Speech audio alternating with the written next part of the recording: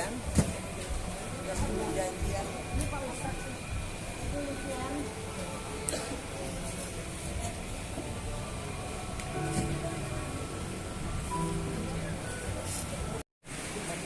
Ya Allah, ini ganteng banget.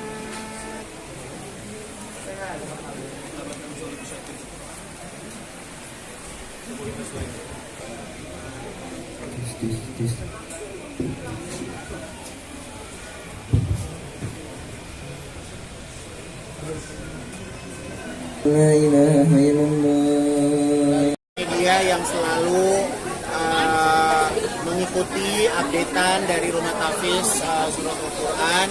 Saya hari ini bersama dengan Pak Ustadz Ahmad, senang banget bisa menerima kehadiran teman-teman media juga yang ada di sini.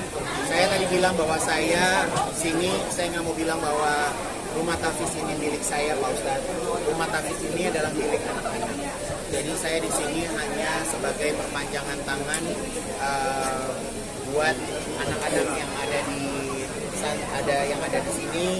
Ada 100 anak yang insya Allah mereka di sini akan mendapatkan kehidupan yang layak, ilmu yang layak, sehingga nantinya dia bisa menjadi anak yang berbanggapan.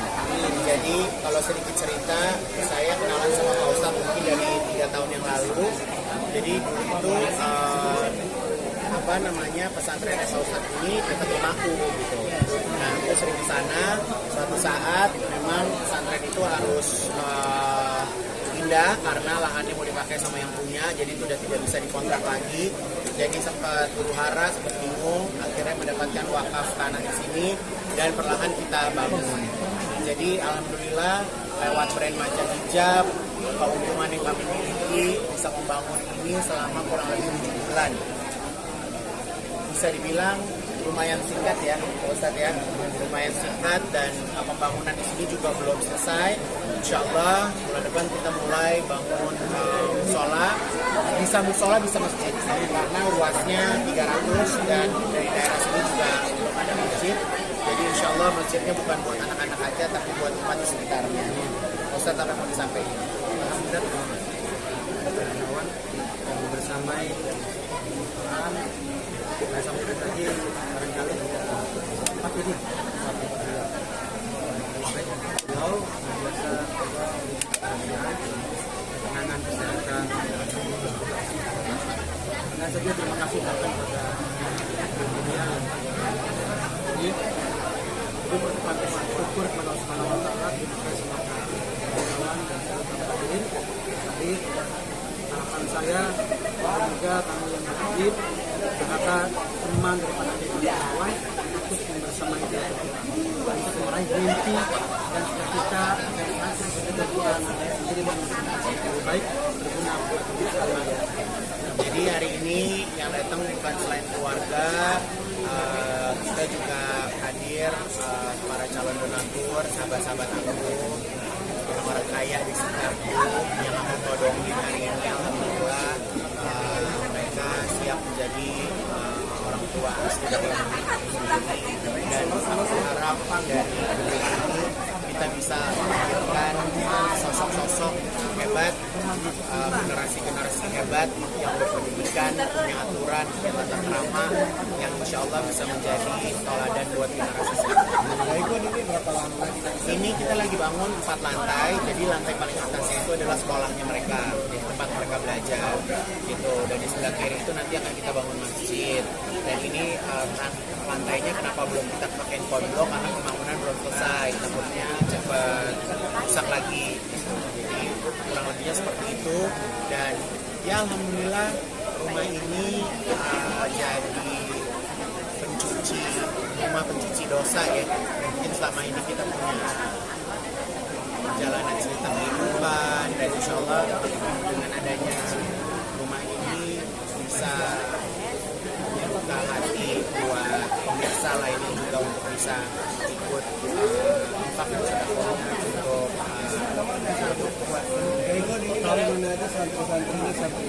banyaknya dari daerah mana aja Pak? Ini Bogor, Cianjur, dari Sumatera ada berapa? Jadi nanti kalau misalnya memang sudah terlihat prestasinya, nanti kalau mau masuk ke sini mesti tes dulu. jadi nggak bisa sembarangan. Mesin tes, nggak ngerti bentuknya gimana. Jadi yang masuk sini memang yang pintar-pintar. Jadi memang yang pintar agama, yang pintar pendidikan lainnya insya Allah. Jadi pengennya memang menjadi pusat pendidikan buat anak-anak sih. Jadi makanya saya tuh kadang saya sibukin anak-anak supaya nggak diundang-undang orang. Jadi saya bilang sama Pak Ustadz, saya nggak demen Pak Ustadz kalau misalnya anak-anak aku diundang-undang orang gitu. Biarin aja, dia sekolah, dia belajar, dia main, ya kan, di lingkungan yang ada. Harus hafal berapa juz? Jadi anak-anak sekarang sini yang paling hebat berapa juz? Yang nggak hafal berapa? Tahu udah berapa kayaknya? Totalnya ada 100 anak. Pembagiannya berapa laki perempuan? Sedikit-sedikit.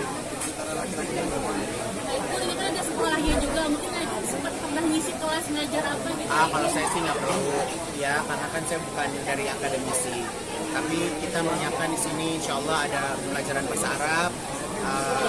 Kita sekarang ada belajar bahasa Inggris, ada juga nanti pengenalan komputer, IT itu juga penting, dan nanti juga ada penyaluran bakat. Jadi mereka itu punya bakat mengarah kemana gitu. Jadi saya berharap mereka lulus SMA juga langsung mendapatkan beasiswa dari kampus Mercu Buana. Ya itu udah solid. Jadi kita harus pantau hasil atau nilai-nilai yang dikehendaki dari kampus Mercu Buana. Jadi insya Allah mereka langsung lanjut kuliah. Gak usah pusing lagi kuliah, tidak. Oh nggak ada masalah. Mau jadi desainer bisa langsung kerja di brand. Karena di brand kalau nggak langsung ngajarin sih kayaknya nggak ada waktu ya. Saya nyari duit aja buat anak-anaknya. Tapi kalau misalnya mau kerja di perusahaan saya monggo.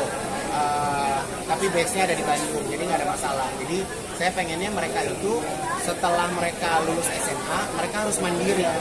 Jadi mereka udah nggak bisa tinggal lagi di sini. Jadi mereka udah harus tinggal sendiri kampus. Jadi yang bisa tinggal di rumah ini cuma sampai SMA aja. Itu selain memberikan bantuan dana biaya Oh ya iya dong, mereka nggak bisa pakai baju lain. Jadi memang udah disiapkan sama Manja, didesain khusus, kerudungnya, bajunya semuanya. Dan anak santri saya wajib harus senyum, harus happy. Nggak boleh muka-muka sedih, muka-muka lapar, muka-muka susah, nggak boleh. Jadi harus ceria, ya karena hidupnya cukup, pendidikannya cukup, makannya cukup, ya. Jadi aku pengennya seperti itu. Jadi aku nggak mau anakku menjadi mental yang lemah, ya karena kita dalam mencari dana, membangun ini nggak ada istilah yang lemah-lemah. Jadi kita benar-benar hardcore. Ini nggak ada kali pembangunan 8 bulan bisa jadi 4 lantai gini nih, buat aku udah luar biasa banget. Ini gratis buat si 100. Oh gratis dong, gratis. Mereka gratis di sini. Jadi mereka pulang hanya setahun sekali, kecuali mungkin kalau ada keadaan yang mendesak gitu. Ya kalau kesibukan itu kan juga Allah yang ngatur ya. Jadi saya juga nggak perlu kesini 24 jam. Kalau kepikiran apa-apa juga tinggal telepon Pak Ustadz. Jadi kalau saya juga paling yang saya wanti-wanti karena banyak cerita, banyak kasus di pondok dan segala macam, itu menjadi satu concern saya juga bahwa kamar laki sama perempuan harus segera jadi, segera dipisahkan gitu. Dan mereka benar-benar harus tahu aturannya, tahu adabnya laki-laki dan perempuan seperti apa gitu, supaya tidak terjadi hal-hal yang tidak diinginkan. Punya handphone 24 jam. Jadi Pak Ustadz juga, Pak Ustadz itu tipe yang kalau ditelepon nada 2 kali langsung diangkat. Kalau bisa ya.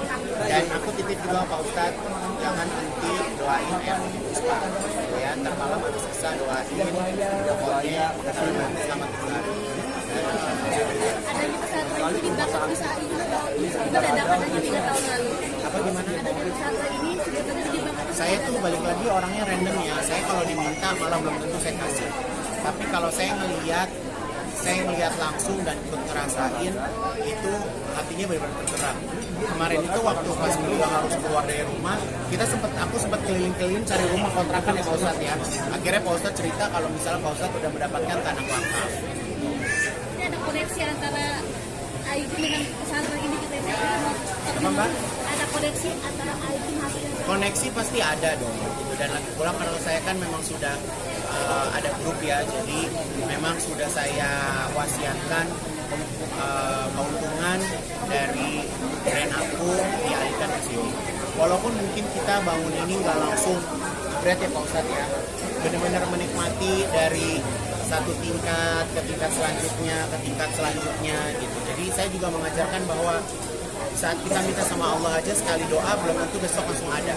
Jadi saya pengen anak-anak juga punya mental itu gitu. Jadi bukannya mental meminta, tapi mental memohon kepada Allah gitu. Jadi mau segala apapun ya mintanya sama Allah. Nanti perpanjangan tangannya bisa lewat dengan siapa aja.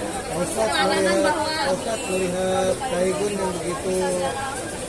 Oh iya dong. Jadi makanya semakin banyak yang belanja brand Maja hijab dan Ivan Prive, ya semakin banyak kalian bersedekah. Dan saya insya Allah dalam waktu dekat ini akan mengeluarkan kerudung terbaru karena saya harus bergerak lagi untuk Palestina. Jadi untuk misi kemanusiaan Palestina saya harus bergerak lagi. Saya akan membuat hijab eksklusif untuk wanita manja yang akan segera ada di store, yang mana nanti keuntungannya juga langsung kita kirimkan untuk Palestina. Jadi hati ini tergerak lagi setelah beberapa waktu lalu gitu ya, dan kita melihat kemarin kondisinya sepertinya sudah kondusif dan sekarang semakin tidak baik. Jadi tergerak lagi hati saya untuk membuat karya untuk teman-teman kita yang sahabat-sahabat muslim kita yang ada di Palestina.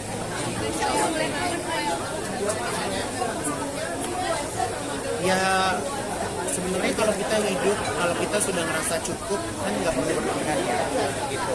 Jadi kalau misalnya aku bisa makan enak, kenapa anak-anak nggak bisa makan enak? Makanya kalau anak-anak di sini sama Pak Ustadz diwajibin puasanya gimana Pak Ustadz? Senin Kamis mereka wajib puasa. Gitu. Jadi secara bergantian ada aja yang tidak makanan, makan apa. Jadi dalam waktu dekat ini aku juga mau ajak anak-anak jalan-jalan, mau ke aviarinya Irfan Hakim, itu lagi cari tanggal. Jadi pokoknya intinya mereka yang ada di sini adalah tempat mereka tinggal, tempat mereka belajar, tempat mereka menjadi anak yang nantinya bisa menjadi generasi yang baik. Ustaz, apa yang dilakukan oleh Daegun ini merupakan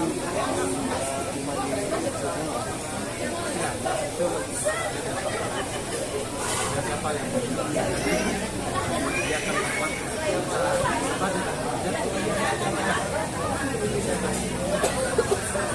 doanya buat Daegun apa? mungkin tidak bisa bertemu setiap saat dan setiap hari, tapi kalau anak-anak melihat beliau sehat dan berjalan. Jadi Pak Ustadz doain juga insya Allah tanggal 26 kita berangkat haji. Insya Allah bisa jadi haji yang mabrur walaupun mendadak berangkatnya, tapi insya Allah bisa istiqomah itu yang paling penting karena menurut aku manusia pasti ada amalnya Pak Ustadz. Jadi ya itu aja sih.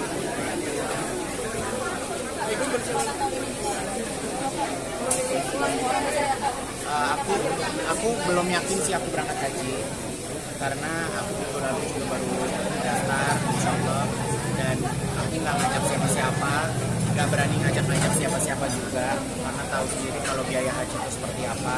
Tapi ya udah berangkat aja lillahi ta'ala, pasti di sana banyak teman, banyak ketemu orang-orang baik, insya Allah bisa menjalankan ibadah haji dari hari pertama sampai dari kemarin sih, belum lama, baru minggu lalu pengen haji. Aku cari-cari travel haji, akhirnya ada yang bisa terima aku, langsung bayar. Persiapannya aku lagi nurunin berat badan karena aku yakin sekali di sana bakal berat banget. Jadi aku harus nurunin berat badan sehingga aku gak cepet capek. Alhamdulillah sampai kemarin udah turun 4 kilo. Ini lagi puasa Syawal juga supaya lebih cepet turunnya. Jadi sampai nanti berangkat tuh setidaknya fisik aku juga jadi lebih kuat. Belajar lagi gimana caranya sholat yang benar, dan aku surprise banget Pak Ustadz kemarin yang ngasih kado karena aku 1 bulan kemarin puasa akhirnya alhamdulillah. Mungkin cerita ini seperti cerita anak kecil ya, tapi bentuk kedekatan kita sama Allah, bentuk kedekatan keislaman kita itu kita nggak akan pernah tahu mulai dari kapan. Walaupun kita dari kecil kita sudah memeluk agama Islam, tapi panggilan untuk lebih dekat kepada Allah tuh nggak bisa dipaksain Pak Ustadz. bener nggak? Ya kan, jadi buat aku alhamdulillah banget ya, semoga tempat ini bisa menjadi sarana atau tempat di mana aku bisa menjadi muslimin ya yang lebih baik lagi. Umrohnya kayak gue lupa deh, 12 atau 16 hari. Oh hajinya, ya kayaknya 12 atau 16 hari. Pokoknya berangkatnya 26, pulangnya tanggal 12. 26 Mei pulang, berangkatnya 26 Mei, pulang 12 Juli. Sekarang baru turun 4 kilo. Besok harus ngambil raport lagi hari Senin, kira-kira turun berapa kilo lagi nggak tahu. Ada targetnya sebanyak-banyaknya aja. Karena aku nggak mau pakai jalan pintas, jadi benar-benar mau hidup sehat aja. Insya Allah nanti mulai olahraga lagi. Karena kemarin sempat ada kecelakaan sedikit, jatuh di kamar mandi, jadi tangannya ketergilir. Jadi setelah oke, baru bisa olahraga lagi. Oke? Hah? Oh, tantangan lah. Kan kalau hidup kan harus dengan penuh perjuangan ya, nggak bisa langsung enak-enak. Ya. Doa nanti di list. Ntar aku udah minta dari Habib Usman apa doa-doa yang mustajab, doa-doa apa. Apa? Aku sih nggak berani ngajak. Aku nggak berani ngajak karena umroh kan haji kan ada harganya dan ada kesiapan, ada panggilan, ada kemauan. Yang aku nggak berani ngajak juga sih. Kalau umroh sendiri mungkin banyak Ya kalau umroh, ya mungkin dia akan umroh setelah musim hajian. Karena kan kalau sekarang nggak bisa berangkat karena sudah mendekati musim hajian. Ya. Sebenarnya itu aku minta ya. Aku minta waktu dia masih sehat, pegang tangan ini. Eyang, cincin ini kalau Eyang udah nggak ada buat aku ya. Aku udah lupa tuh selang berapa lama. Akhirnya Eyang cerita kalau cincinnya bentar ya nak, cincinnya masih Eyang sekolahin di bank. Masih digadein ke bank atau gimana. Terus cincinnya akhirnya dia ambil terus dikasih ke aku. Jadi aku punya warisan dari Eyang. Enggak lah, cincinnya segede-gede gini saya dulu masih. Cincinnya gede banget, segede mikrofon lu. Cincinnya. Jadi kalau lagi acara-acara khusus, acara-acara yang penting aja. Ya. cincinnya mungkin apa sih mungkin kenangannya Itu kalau di tangan Eyang tuh nampol banget. Wah, sedep banget tuh dilihatnya. Makanya pas lagi pegang Eyang cincinnya buat aku ya, dikasih beneran aja. bagi Banyak, Eyang tuh setiap hari nelfon aku. Hampir setiap hari nelfon aku 2:30 tiap dia habis nonton Brownies. Kamu hari ini jelek, hari ini lesu, hari ini marah-marah mulu, hari ini begini, hari ini bagus. Gitu. Kadang sampai risih, kadang suka nggak diangkat juga gitu kan. Yang namanya anak, kadang kan suka gitu ya, telepon sama kita sendiri aja kita suka malas ngangkat, tapi telepon sama orang kan. Tapi giliran pas dia nggak ada, ya Allah nggak ada nelfon gue siang-siang gitu. Kangen juga sih. Terus kemarin pas ngelayat mau nangis, banyak orang malu ya kan. Pas nyampe mobil, baru nangis. Tadi siang aku dapat.